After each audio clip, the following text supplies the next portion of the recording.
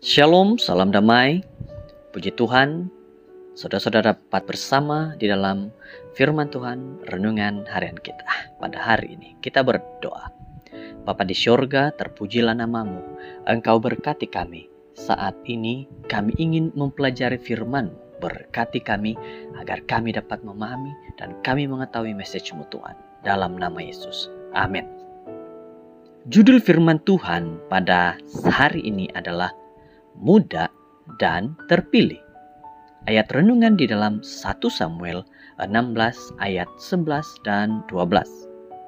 Kata Samuel kepada Isai, "Suruhlah orang menjemput dia, karena kita tidak akan duduk makan sebelum dia datang. Berfirmanlah Tuhan, segeralah lantik dia, karena inilah dia." Setelah Saul ditolak Tuhan, Samuel diarahkan untuk mengurapi Raja Israel yang seterusnya. Tuhan mengarahkan dia ke rumah Isai yang memanggil 6 daripada 7 orang anak lakinya berbaris di hadapan Samuel. Tetapi Samuel tidak memilih mana-mana daripada mereka. Setelah bertanya, Nabi itu diberitahu bahwa anak lelaki yang paling muda berada di luar di ladang sedang menggembalakan domba-domba ayahnya. Samuel meminta untuk memanggil anak itu, dan apabila Daud yang masih muda datang di hadapannya, Samuel segera mengenal pasti sebagai Raja Israel yang kedua. Anak yang paling muda dalam sebuah keluarga sering terpaksa menanggung banyak perkara di tangan adik-beradik yang lebih tua.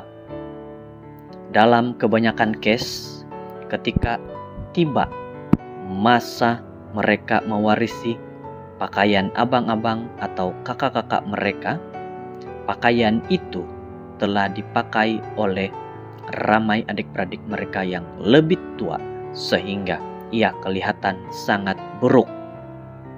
Mereka harus bersaing dengan adik-beradik yang lebih tua untuk segala perkara, dari hal sekolah kepada sukan, dan malah untuk mendapat perhatian ibu bapa, dan untuk sepanjang hidup mereka sering dilihat sebagai si bayi keluarga.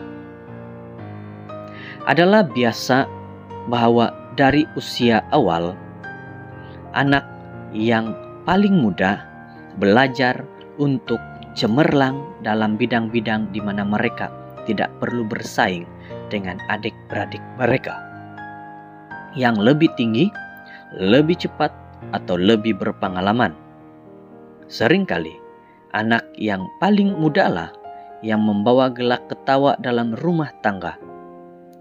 Ini membawa mereka untuk menjadi pelawak, menceritakan cerita-cerita lucu, dan melakukan semua yang mereka boleh lakukan untuk membuat orang lain tertawa, dan dengan demikian menjadi nadi bagi setiap pesta. Tidak heranlah mengapa ramai ataupun sangat ramai pelakon dan ahli komedi adalah merupakan anak bungsu dalam keluarga.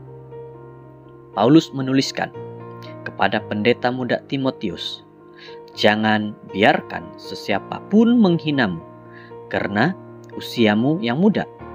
Jadikan dirimu teladan kepada semua orang, beriman dari segi kata-kata, kelakuan, kasih, iman, dan kesucian."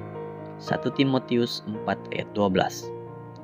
Bagi kita yang mempunyai beberapa ciri daripada ciri-ciri seorang anak bungsu dan menyukai humor dan ketawa, kita boleh mengaitkan diri kita dengan Daud yang merupakan seorang penyanyi, dan dengan kenyataan bahwa adik-beradiknya yang lebih tua tidak menghiraukan dia. 1 Samuel 17 ayat 28. Tetapi Tuhan tidak memandang anak-anak yang lebih muda atau anak bungsu sebagai tidak perlu. tidak berkemahiran atau tidak penting. Malahan, dengan bimbingan Tuhan dan dengan anugerah gelak ketawa semula jadi mereka, orang yang lebih mudah, boleh melakukan perkara-perkara besar. Lihat saja pada Raja Daud. Bapa, semoga kelakuan kami menjadi sedemikian rupa sehingga orang lain akan menghormati siapa diri kami dan apa yang kami lakukan, dan dengan demikian dapat menolong orang lain datang kepadamu. Muda dan terpilih. Inilah yang kita ketahui dalam kisah Raja Daud. Tuhan tidak melihat seberapa hebatnya engkau, tetapi Tuhan melihat seberapa bolehnya engkau melayani. Semoga dengan firman Tuhan ini menjadi satu nasihat bagi diri kita masing-masing. Tuhan berkati. Bapa di sorga, saat ini kami berdoa. Berkati kami, lindungi kami, dan biarlah firman ini menjadi nasihat dan kekuatan pada kami bahwa seperti Raja Daud, Tuhan tidak memandang rupa yang mudah, usia yang mudah, tapi Tuhan melihat bagaimana seorang itu boleh memimpin, boleh menjadi pemimpin, boleh melayani kepada Tuhan. Terima kasih dengan nasihat ini. Kami bersyukur dalam nama Yesus. Amin.